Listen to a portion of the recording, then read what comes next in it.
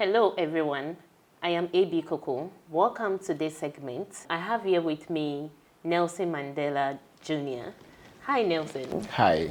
How are you this afternoon? I'm good. How are you? I am also doing amazing. Awesome. It's nice having you here. You're looking amazing this I appreciate you. Look good yourself, you know. That's so nice. So concerning your upcoming release of your album, I truly want to know why you choose for Nelson Speaks. Nelson Speaks has been part of me right from the beginning of my spoken word journey. You know, when I started somewhere 2016, 2017 over there, like anytime that I end a speech, you know, I ended with Nelson Speaks. But it got to a point 2020, 2021, I just changed. I just thought to do something very different. I came out and I released my first album, that is Apricity, and the second album, Gold Coast, and I came with the third album, that's the Legacy. Okay. And now I feel like Nelson Speaks actually, you know, brought me up. So I just didn't think of anything. I thought of just, you know, rebranding that Nelson Speaks again. So I'm just, you know, recreating myself. Why don't we see you on interviews?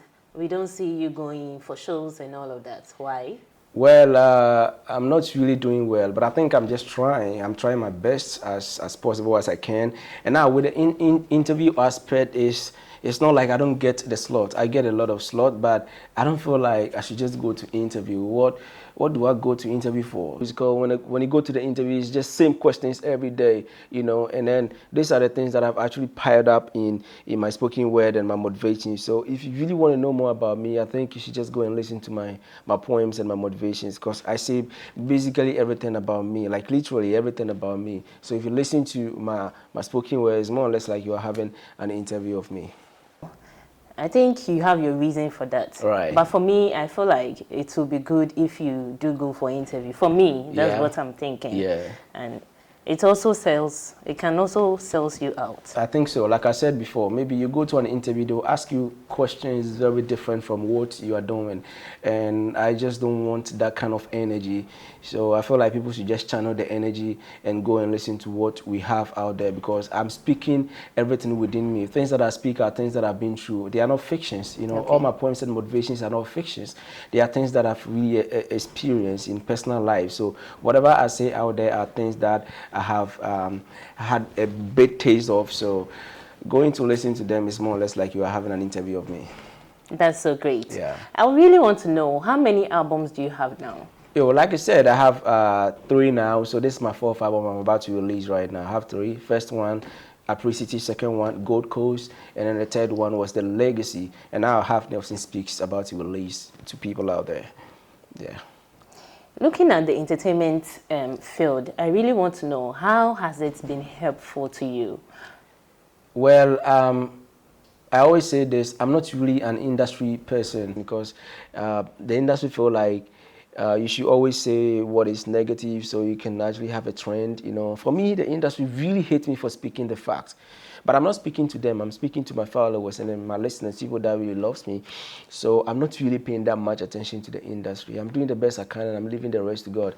If, excuse me to say, I'm doing something very gibberish, perhaps I would have been there by now. People would have paid a lot of attention to me.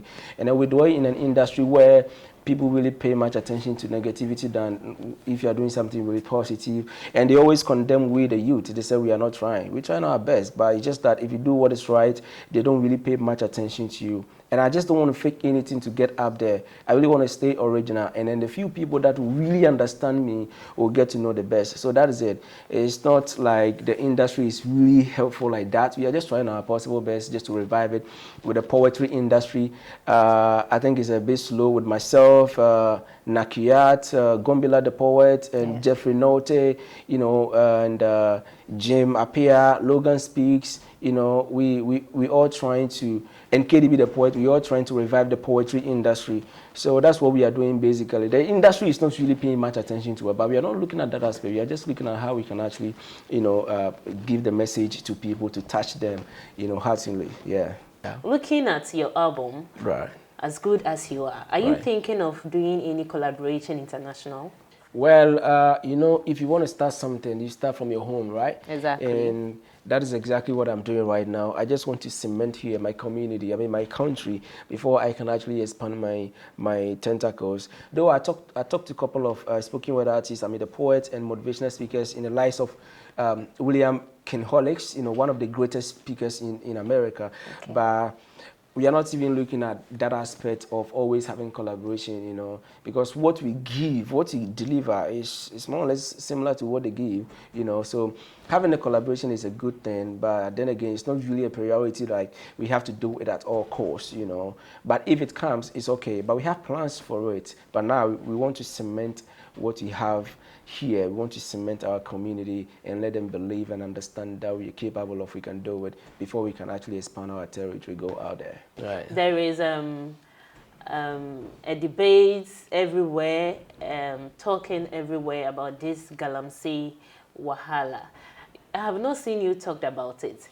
Well, with the Galamsey aspect, I really wanted to drop a piece on my album, but I just thought otherwise as well, because I feel like, I dropped a whole album for Ghana, wow. The Gold Coast. My second album was basically for Ghana, it's Gold Coast. So I don't know why we have gold here, and then gold was supposed to build us, but now the gold is actually hunting us, It is Gold Coast, right? Yes. The gold is supposed to build a nation, but now the gold is actually breaking the nation. There's a Galamsey going on. Everyone is talking about Galamsey. You speak against it, now everyone is going to think maybe you are from the other side, exactly. But that's not even the case. I think it's a high time people stop limiting, this whole thing to politics and stuff like that, because this one, I think, it's not an individual thing, it's a general thing. It's a general thing, collective effort that we all have to come together and be able to just combat Galamsey. Or even if you would do it, we should find a very nice way of measures. The government should put a very good measures to be able to do it legally,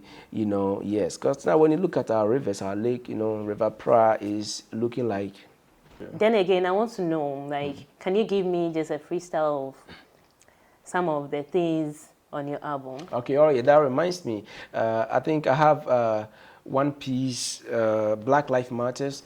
Black is beautiful, black is expensive, black is deep, black is beautiful. It's out there on TikTok. And I think I've been the first African to actually have my spoken word, crossing that limits with having almost like 500,000 people using the sound. It's crazy, yeah. We have most of the artists, they have their music blown, but then they don't even have like almost 200,000 or 300,000 people jumping on the sound. But now I have more, like 500,000 people jumping on the sound. I think that is a plus. So you have to just listen to it. It's Black Lives Matters.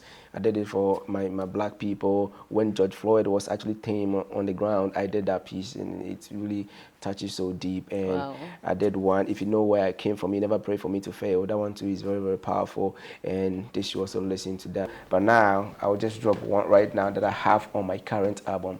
Okay. Right now. It's more or less like an intro. Ladies and gentlemen, let's listen to it.